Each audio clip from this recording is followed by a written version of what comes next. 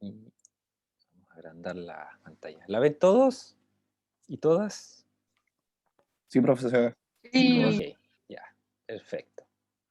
Voy a apagar la cámara por si acaso estuviera muy mala la transmisión de internet. Bueno, gestión del talento humano es el concepto más actual respecto de las personas que trabajan en una organización. En un principio se le conocía como capital humano y la crítica era que se lo asemejaba a cualquier otro tipo de recurso.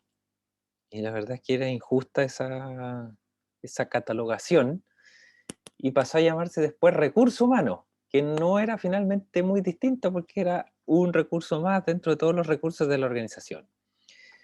Dada la entrada también, como decíamos en las otras clases, a la era del conocimiento de la información, donde en realidad son los intangibles los que generan más valor y esos intangibles son resultado de la creatividad de las personas, eh, surgió este nuevo concepto que es el talento humano. ¿Cómo gestiono yo esa riqueza de capacidades que tengo en una organización?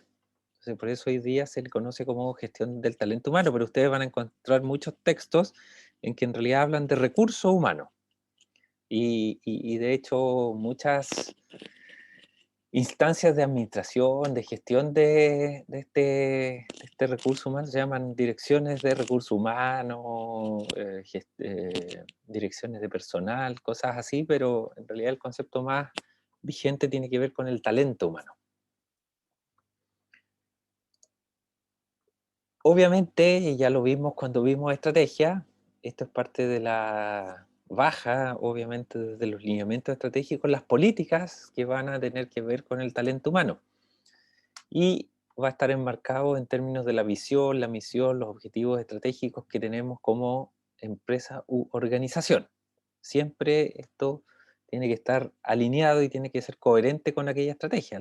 Las personas que trabajen conmigo tienen que compartir de partida los valores que yo tengo explicitados. Si no es así, en realidad mi organización corre un serio riesgo. Eh, el gran sistema, que hay un sistema que le llamamos sistema de recursos humanos, sistema de talento humano, que baja desde lo que yo ya les decía, los planes de la organización, que es esta gran, como veíamos antes, planificamos a nivel estratégico, luego táctico y luego operativo.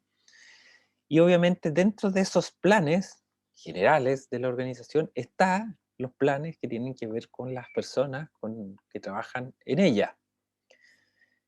A partir de ello, yo desarrollo el principal subsistema de este gran sistema de talento humano, que es el subsistema de obtención. ¿Y qué considera este subsistema de obtención? El reclutamiento, luego de eso la selección, la contratación y la inducción. Este es el corazón de todo el sistema de recursos humanos, talento humano. Luego, cuando ya he seleccionado a alguien y lo tengo trabajando conmigo, viene la evaluación de desempeño, que me va a permitir generar dos temas. O sea, si es que efectivamente el desempeño no es todo lo deseado, introducir programas de capacitación y desarrollo, o si quiero efectivamente que tengan mejor nivel y más productividad a mis colaboradores, también voy a implementar este tipo de programas. Y luego también voy a definir las compensaciones. Esto quiere decir con cómo retribuyo yo ese desempeño, ese buen desempeño de una persona. Y bueno, estos cuatro sistemas se los denomina sistemas genéricos del gran sistema de recursos humanos. Eh, en estos procesos, además, en estos procesos genéricos, lo que nosotros estamos tratando de hacer es primero crear cualidades. ¿A partir de qué? De la obtención, como decíamos, esto poder capturar nuevo talento o también desvincular personas por distintas razones y a partir del sistema este de capacitación y desarrollo, formación y desarrollo, como quieran llamarlo. Y luego está la otra intención que yo busco en estos procesos genéricos, que es reforzar las cualidades. Y esas como a partir del sistema de evaluación de desempeño y el sistema de remuneración y compensación. Estoy reforzando, o sea, si me Profe, gusta cómo lo hace, ¿sí? Dime. ¿eso es para los empleados o para la empresa? Porque si fuera como para la empresa, como que No, si no, no. fuera... Esto estamos hablando del talento humano, o sea, las personas que trabajan Ah, en la ya. organización y lo que busca, estamos hablando del gran sistema de gestión de recursos humanos y estos procesos involucrados dentro de este subsistema buscan estos dos grandes eh, consecuencias, digamos, que es la creación por un lado de cualidades y por el otro reforzar aquellas cualidades positivas que a mí me interesa que perduren en la organización. Como cuando van a capacitaciones los empleados. ¿Sí? Ah, Acá abajo, el sistema de creación de cualidades, o sea, el sistema de formación y desarrollo, capacitación y desarrollo. Ahí yo creo cualidades. Y el sistema de obtención también porque estoy capturando nuevo talento. Ahora, respecto al reforzamiento, lo hacemos en el sistema de evaluación de desempeño y en el de remuneración y compensaciones. Estoy de alguna manera mejorando o reforzando y en el segundo estoy premiando el desempeño. ¿Se entiende? sí. Qué bueno. Vamos. Luego tenemos el subsistema, como yo les decía, que es como el corazón de toda esta gestión del talento humano, que es el sistema de obtención de personal o sistema de obtención de talento humano. Y aquí tenemos todos los subsistemas que lo componen. Primero está la definición interna del perfil de competencias que yo busco en este cargo que estoy creando o llamando. Y eso baja mucho de los requerimientos de la estrategia de la empresa y de los planes, obviamente, operativos y tácticos que tienen las unidades. Luego viene la etapa de reclutamiento. Y esta es hacer de un extraño un candidato, o sea, alguien que no conozco va a postular y se va a transformar en un candidato.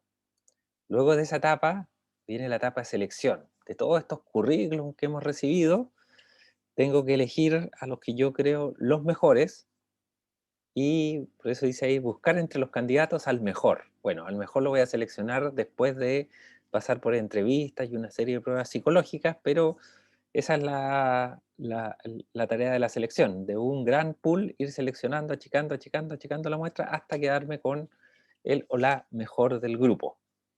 Una vez que lo tengo seleccionado viene la contratación.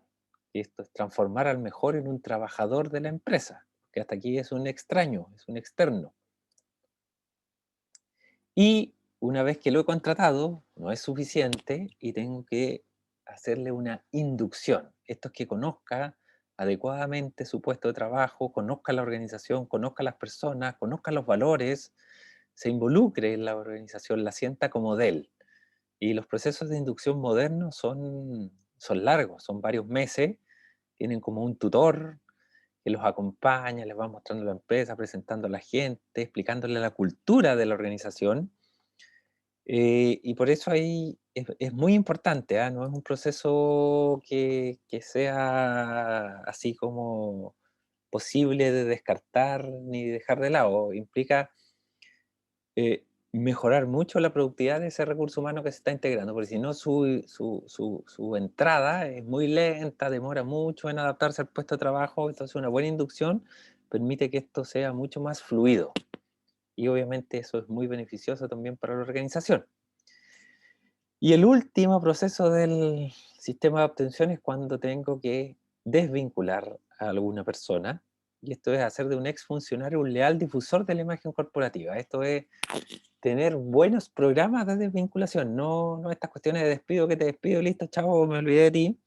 Las empresas modernas y conscientes y digamos proactivas tienen muy buenos programas de desvinculación, o sea, las personas cuando han tomado una decisión de que van a reducir planta por distintas razones de la empresa, lo someten a una serie de programas de capacitación en distintas áreas, lo que les permite después que salen de la organización o encontrar trabajo, hacer su propio emprendimiento, desempeñarse adecuadamente una vez que salen de la empresa. No es despedir por despedir, es desvincular, que es distinto. La desvinculación generalmente se llama desvinculación asistida. Y bueno, obviamente esto está enmarcado en lo que ya les decíamos, la estrategia, por lo tanto, por un lado tenemos la misión y las políticas de la organización. El proceso de reclutamiento, dentro de las primeras subetapas que tenemos aquí, obviamente tenemos lo que yo ya les decía, que baja la estrategia, la planeación del recurso humano. ¿Cuáles son estas políticas? ¿Cuáles son los perfiles del cargo? Y luego yo voy a tener que definir cuáles son mis alternativas de reclutamiento, o sea, dónde voy a buscar ese nuevo o ese recurso humano que va a llenar ese cargo que estoy llamando. Y ahí tengo dos alternativas. Las fuentes internas, o sea, yo convoco a personal interno que se quiera mover de su puesto de trabajo a este nuevo cargo, o a fuentes externas. Hago un concurso externo, publico en los diarios, en las redes sociales, en todos lados, que ando buscando a alguien para que llegue personas que yo no conozco. Eh, Algunas organizaciones usan métodos mixtos. Aquí en la universidad lo que se hace es que para ciertos cargos eh, se llama primero a una fuente interna, o sea, se le comunica al personal existente en la universidad que hay un puesto vacante en tal área y ellos postulan. Si efectivamente los postulantes internos no cumplen con el perfil del cargo, se llama a un concurso externo. Entonces ahí uno va haciendo un mix de fuentes, pero con una cierta gradualidad. Primero el interno y después el externo. Hay otros que funcionan al unísono, llaman interna y externamente, cosa de tener un mayor pool de candidatos y candidatas y a partir de ello seleccionar. Lo que sí, siempre tenemos que terminar en esto, individuos reclutados, tenemos que tener seleccionados en esto. ¿Cómo es este proceso de selección? Ya hemos dicho que a partir de las políticas y todo, y los requerimientos del puesto de trabajo, yo voy a definir los perfiles del cargo. ¿Qué tipo de profesión se necesita? ¿Qué tipo de habilidades? ¿Qué tipo de manejos de herramientas? Etcétera, etcétera, etcétera. Después se le aplican los procedimientos propios de cada organización respecto de la captación, o sea, cuáles son las políticas en términos de captación de personal. Se publica en el diario, se publica en redes sociales, se publica mixto, se llama interna o externamente. Luego de eso, definido esta etapa, viene el análisis documental. Es lo que yo les decía, vamos a recibir un montón de currículums y antecedentes y hay una comisión que está dedicada a hacer una primera selección en que de un grupo grande tienen que reducirse a una terna muchas veces, y esa es una primera preselección, y por lo tanto en esta, supongamos que recibieron 50 currículums y tienen que llegar a una terna, hay 47 excluidos. Luego de eso, estos ya preseleccionados pasan a las pruebas técnicas y de comportamiento. En muchas organizaciones hay pruebas técnicas que tienen que ver con conocimiento, con el saber hacer de la persona, y las otras de comportamiento que generalmente son entrevistas.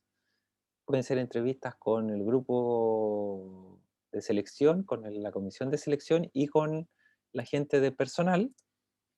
Y con ello va a haber una siguiente exclusión para terminar con el candidato eh, seleccionado finalmente que va a trabajar con nosotros. Luego, como ya decíamos, cuando hemos seleccionado a alguien y vamos a hacer la inducción y lo vamos a integrar a nuestra organización, voy a empezar a evaluarlo. Una vez que ya tiene desempeño y todo, los que ya están hace mucho tiempo, yo los evalúo. Y a partir de eso, detecto necesidades de formación y desarrollo. O sea, dónde están débiles, o qué características yo quisiera reforzar, o en qué querría yo actualizarlo. O sea, como yo les decía, hoy día el mundo, en la era del conocimiento y la información, cambia radicalmente. Entonces, cosas que uno aprendió a usar hace 3 años atrás, o sea, hoy día ya son software obsoletos. Y hay que aprender a usar nuevas herramientas o nuevos procesos, y por lo tanto, hay, independiente del buen desempeño de personas en su puesto actual, hay requerimientos de mantenerlos capacitados permanentemente, porque todo cambia y cambia muy rápido. A partir de esas necesidades que hemos detectado, vamos a definir los objetivos de formación y desarrollo. ¿Qué quiero lograr? Quiero que las personas aumenten su productividad, quiero que aprendan nuevas normas contables.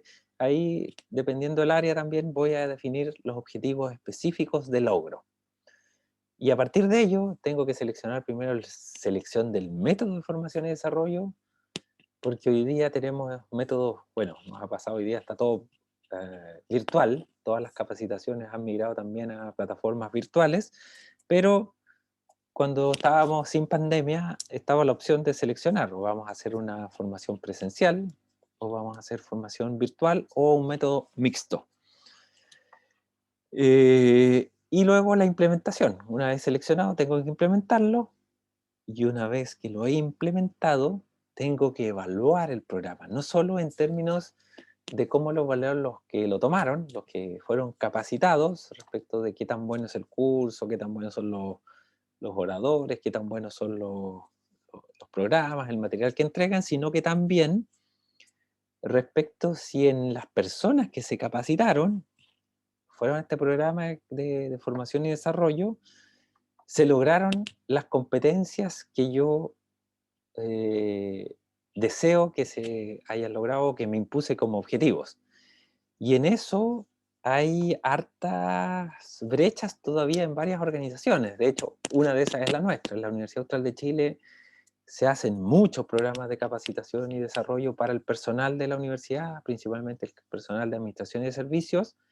Muchas veces son muy buenos cursos, pero hay carencia de evaluación del impacto de esos programas. Entonces nosotros hemos puesto en el plan estratégico actual avanzar en esa línea. O sea, estamos capacitando mucho, estamos invirtiendo muchos recursos en aquello, estamos capacitando a muchas personas, pero la verdad es que no sabemos si estamos teniendo el desempeño que esperábamos. O sea, si las personas han adquirido esas nuevas competencias que nosotros esperábamos que adquirieran a partir de estos programas de formación y desarrollo.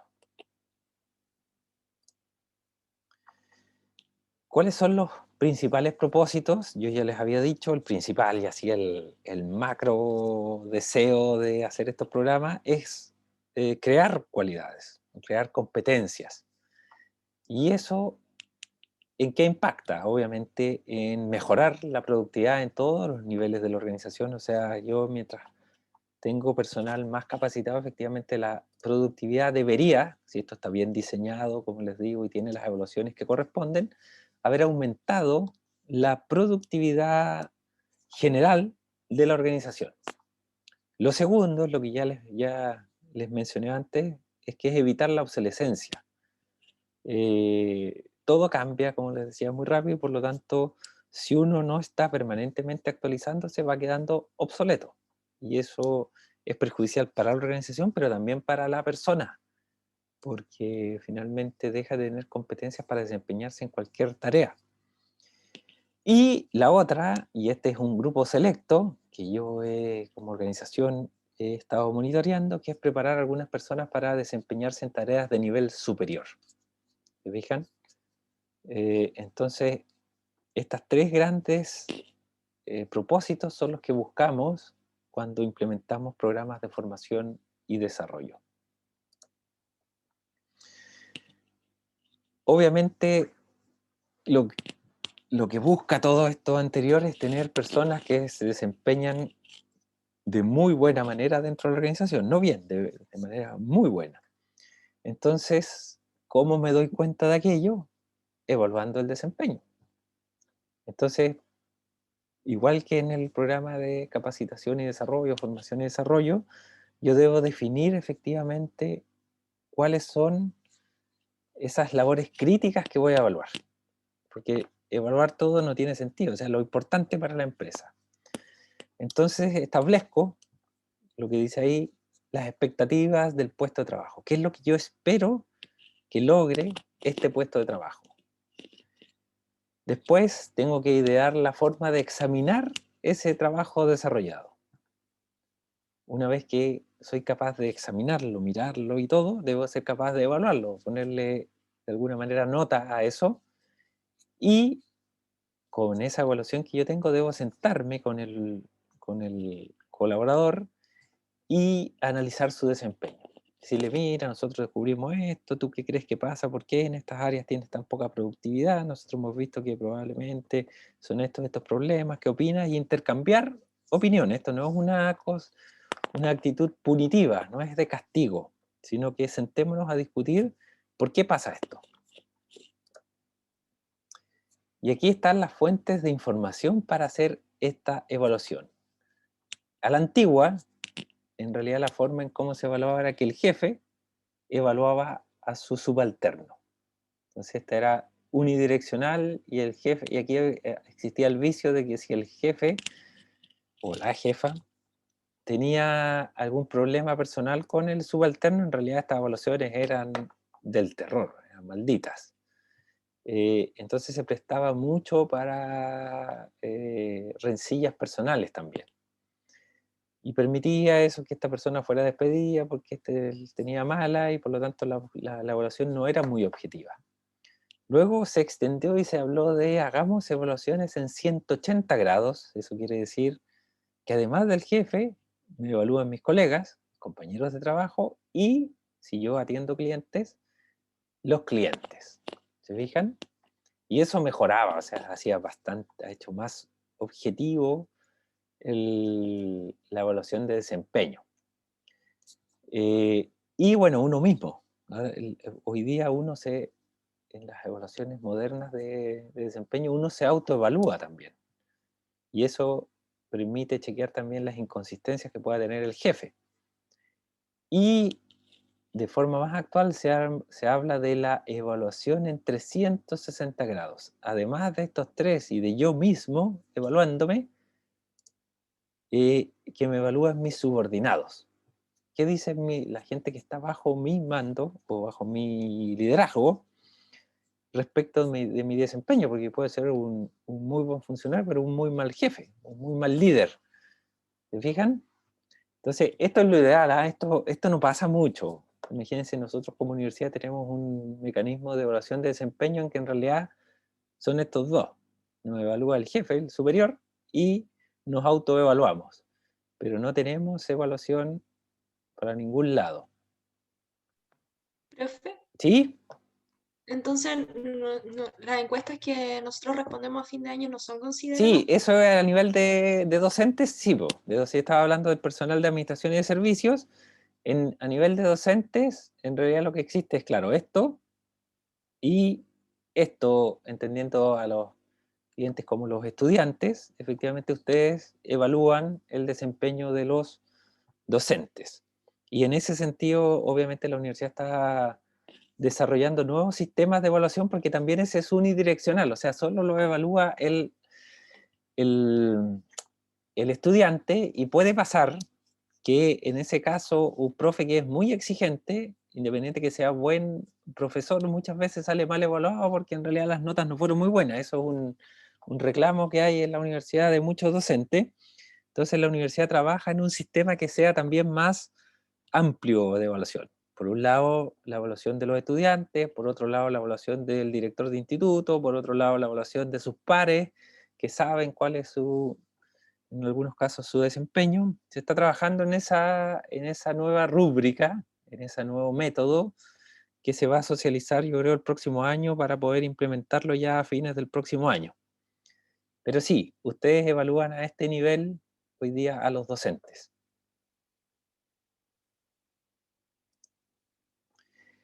Las compensaciones, o sea, una vez que ya tengo a alguien contratado, trabajando con nosotros, ¿cómo compenso el tiempo que él dedica a la organización? Por un lado, y están los típicos que uno conoce, que son las compensaciones financieras, donde el principal es la remuneración, el sueldo. Algunos cargos tienen comisiones por desempeño, bonificaciones por otras razones y asignaciones que muchas veces tienen que ver por responsabilidades o asignaciones por, ¿cómo es que se llama? Distancias de traslado, etcétera. Y después están las no financieras, que si bien es cierto uno las conoce poco, eh, tienen mucho que ver con la verdadera motivación de las personas, porque las financieras tienen una motivación en un principio, pero después pasan a ser algo que es estándar para ti y por lo tanto ya no te motiva, no es un motivador para seguir desempeñándote de forma excelente. Entonces vienen las compensaciones no financieras. Y ahí está el bienestar de personal, los programas de compensación de salud del personal, de las personas que trabajan con uno, los reconocimientos, esto de decirle a las personas, hacerle un regalo, algo que eh, le demuestre lo agradecidos que nosotros estamos por su desempeño. Asignarle tareas motivadoras, no siempre lo mismo, que esté siempre lo mismo, porque se vuelve monotonía y empieza a haber desmotivación. Después están los símbolos de estatus, o sea, esto ya es cuando son gerentes, otras cosas que se les asigna, estos se llaman emonumentos. Tienen asignación de vehículo, asignación de teléfono, otro tipo de cosas. Esos son como emonumentos, símbolos de estatus. Y obviamente el clima organizacional, cuando el ambiente de trabajo es malo, en realidad la motivación es horrible, la gente está muy descontenta y tiene unas productividades muy bajas. Cuando el clima organizacional, las personas que trabajan con uno tienen una buena actitud, digamos, eso cambia radicalmente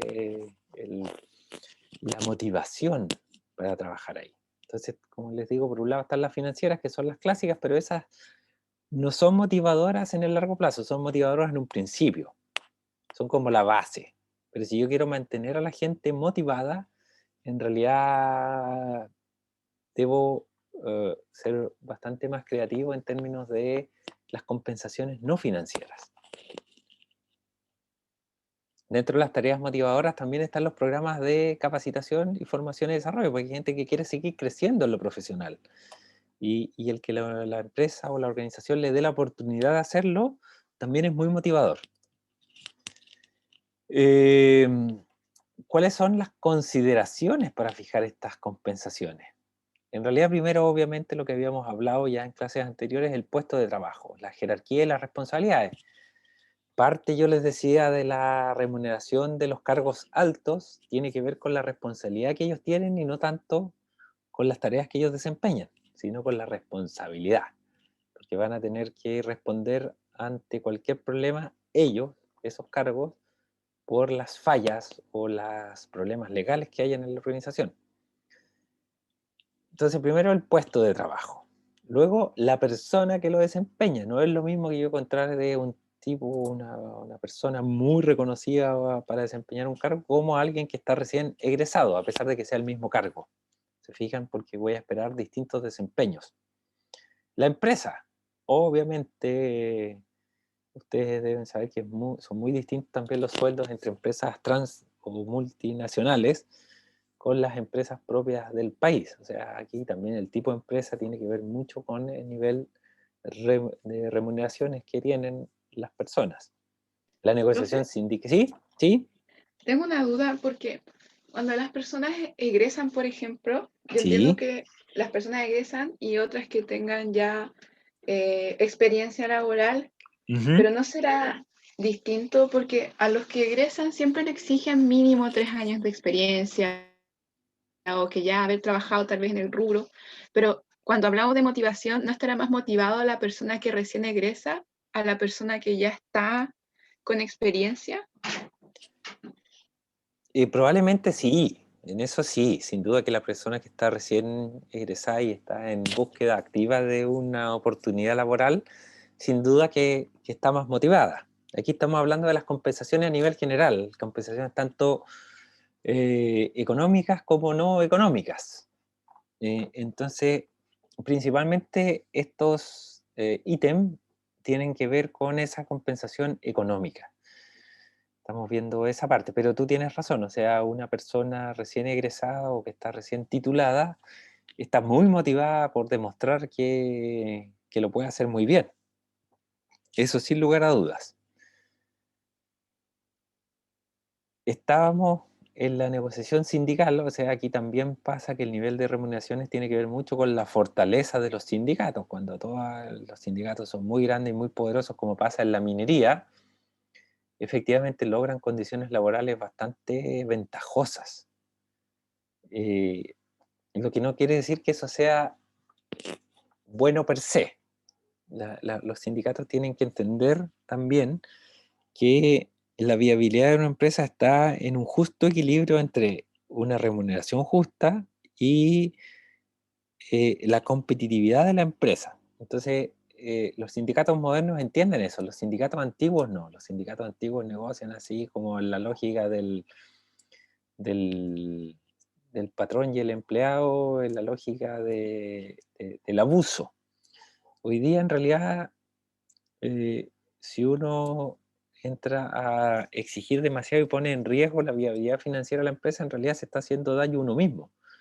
Entonces, ese equilibrio tiene que, los sindicatos tienen que tener conciencia de aquello. Y los factores externos a la empresa, a veces hay políticas de gobierno y todo que fijan, bueno, en Chile y en otros países está fijada la renta mínima y otro tipo de beneficios para los trabajadores. Entonces también estos factores externos pueden afectar. Y ahí, bueno, también tenemos las condiciones del mercado, o sea, las condiciones del país son muy distintas muchas veces y que influyen efectivamente en los sueldos. O sea, un ingeniero en Chile gana distinto y probablemente gana menos que el mismo ingeniero en Estados Unidos o en Europa. Porque eso tiene que ver con el costo de vida en esos países, el costo colectivo, que tiene que ver principalmente con todo lo que es el sistema de beneficios sociales, y también algunos requerimientos legales, que son restricciones legales para la contratación, para el despido, para la desvinculación, y eso va a impactar también en el nivel de rentas. Perdón. Luego, aquí ya tenemos un puzzle que nos habla efectivamente de esto, de las compensaciones en el ámbito económico y en el ámbito de las compensaciones no económicas. Por un lado están las remuneraciones, que eso tiene que ver con todo lo que me pagan. Después están los beneficios, que va a tener que ver con los programas de bienestar, el acceso a ciertas actividades físicas. Probablemente hay empresas que tienen convenios con gimnasios, tienen su propio gimnasio. Hay una serie de beneficios para el personal que difieren, obviamente, de empresa en empresa y de organización en organización, pero todas tienen de algún tipo, también algunas más que otras, sin lugar a dudas. El clima laboral, como habíamos dicho, o sea, es fundamental. O sea, si el clima laboral es malo, olvídense la remuneración, la productividad de las personas, y luego el compromiso. O sea, lo están buscando irse lo antes posible, si el clima es muy malo. Y los programas de formación y desarrollo, que tienen que ver con esta motivación de seguir creciendo en lo profesional o en lo personal. O sea, yo puedo tener programas de formación y desarrollo, formación y capacitación en términos del crecimiento personal, talleres de yoga, conocimiento personal, etcétera, etcétera, etcétera.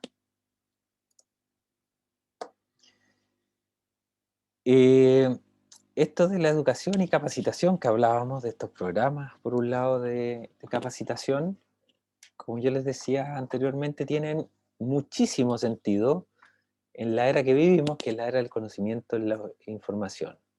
¿Por qué? Porque todo cambia muy rápido, porque las tecnologías se renuevan muy rápido, pero también eso hace que la competencia sea cada vez más grande. O sea, en todos los mercados cada vez es todo más competitivo y por lo tanto requiero estar actualizándome y mejorando la productividad de la gente que trabaja conmigo. Y en ese ámbito, obviamente, el conocimiento y la educación son extremadamente importantes.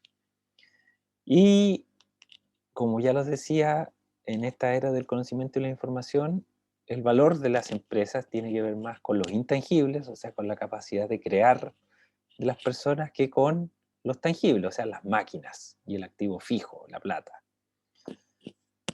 Entonces, en la era del conocimiento y la información, en realidad se ha acuñado este concepto de lo que se conoce como educación continua. O sea, antiguamente las personas estudiaban una carrera, salían, egresaban, se ponían a trabajar y probablemente hacían un par de cursitos por ahí, pero nada más. Hoy día eso es impensable. Yo tengo que estar cada cierto tiempo actualizando mis conocimientos para ser competitivo en el actual mundo laboral.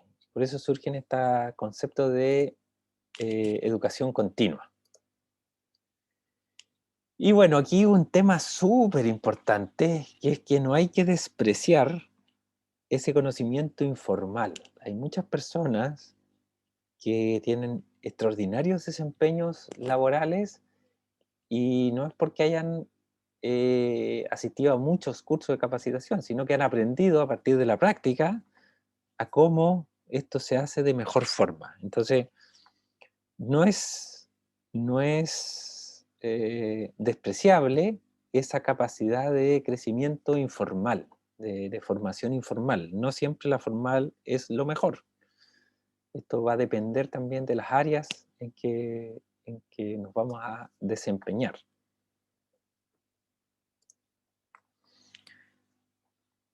Aquí está el concepto que yo les hablaba recién, el aprendizaje durante toda la vida, la educación continua. ¿Y esto qué es? A grandes rasgos, obviamente una visión de largo plazo, es pensar que yo tengo una larga vida de desempeño laboral, probablemente cada vez más larga. Hoy día las personas, si bien es cierto legalmente la edad de retiro es de los 65 años, hay muchas personas que a esa edad son hiperproductivos todavía, entonces se extiende su vida laboral en distintos mercados. Eso hay que entenderlo. Lamentablemente tenemos todavía una cultura chilena que desprecia a los más adultos, pero hay muchos de ellos que son extremadamente productivos todavía a avanzadas edades. Bueno, para esto obviamente dentro de los temas personales, de los valores personales, están estos valores de disciplina, respeto, autoestima y trabajo. O sea, si no, no voy a lograr estar creciendo yo si no tengo desde esta perspectiva algún cierto nivel de disciplina y autoestima para seguir creciendo. Y lo que se espera hoy día es que las personas dominen ciertas competencias básicas. De esas, ¿cuáles son las principales? Obviamente las habilidades de comunicación, las numéricas, o sea, resolución de problemas, resolución de problemas de la índole matemática principalmente, y resolución de problemas en general, o sea, ser capaz de afrontar un problema y definir cómo lo voy a enfrentar y ojalá resolverlo exitosamente. Lo que no se espera es que haya un 100% de éxito. Todos tenemos derecho a equivocarnos, no somos perfectos. Y obviamente buscamos las personas que tienen este bichito de la curiosidad por nuevo conocimiento. Siempre están tratando de aprender algo nuevo.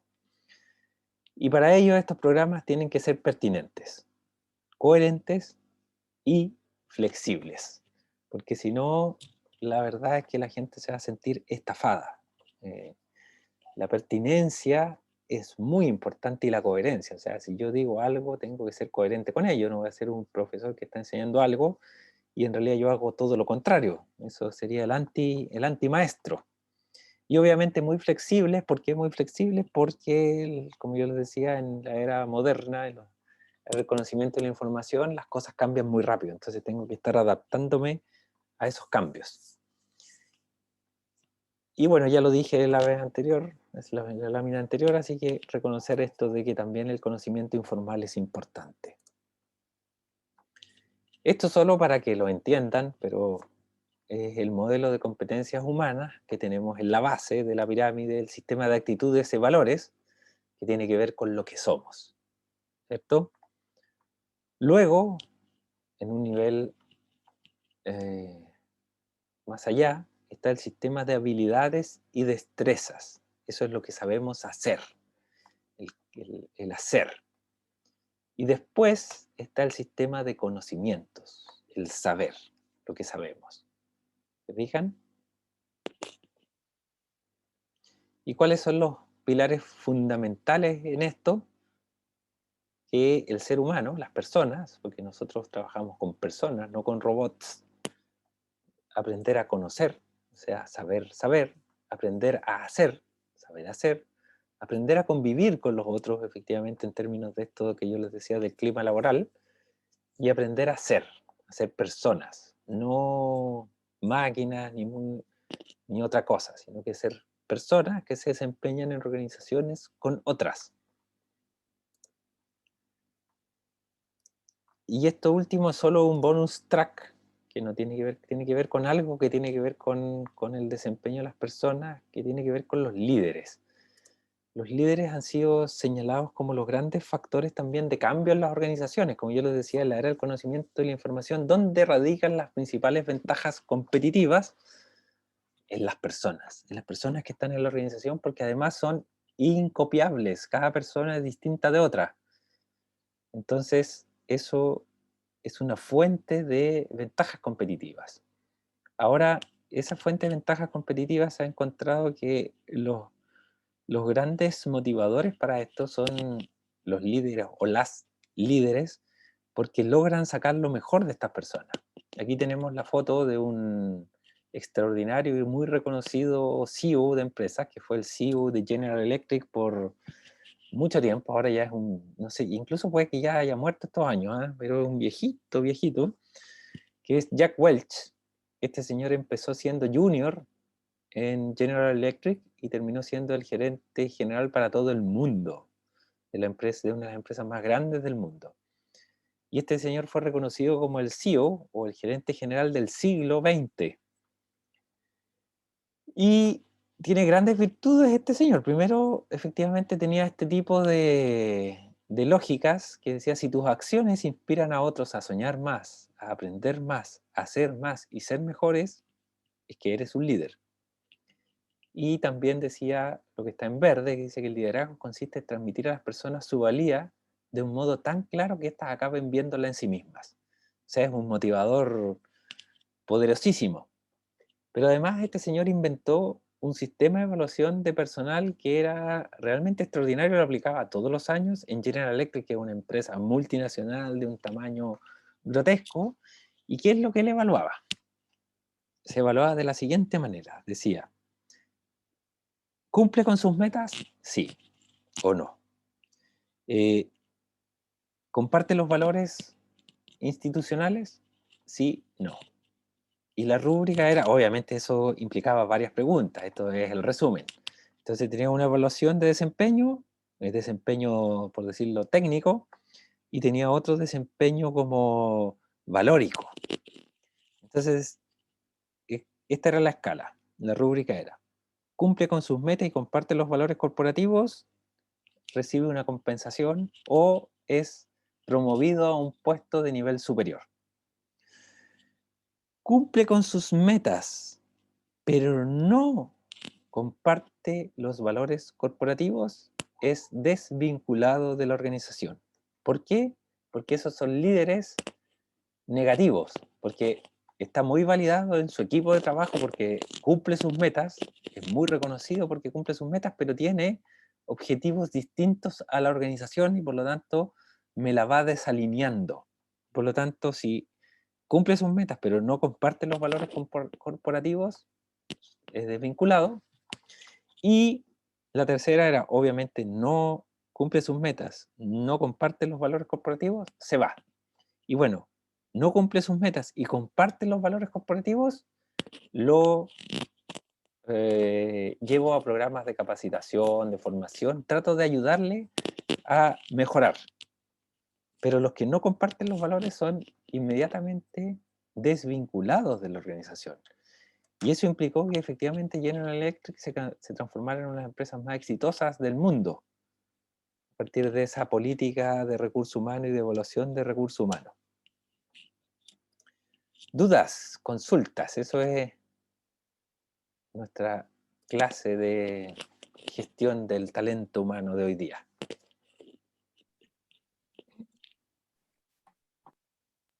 Más que nada comentar que yo Ujú. creo que la base de todas las empresas son el recurso humano. ¿Cómo, perdón? Sobre todas las cosas nace con respecto a ese recurso. Ah, sí, claro, sin duda.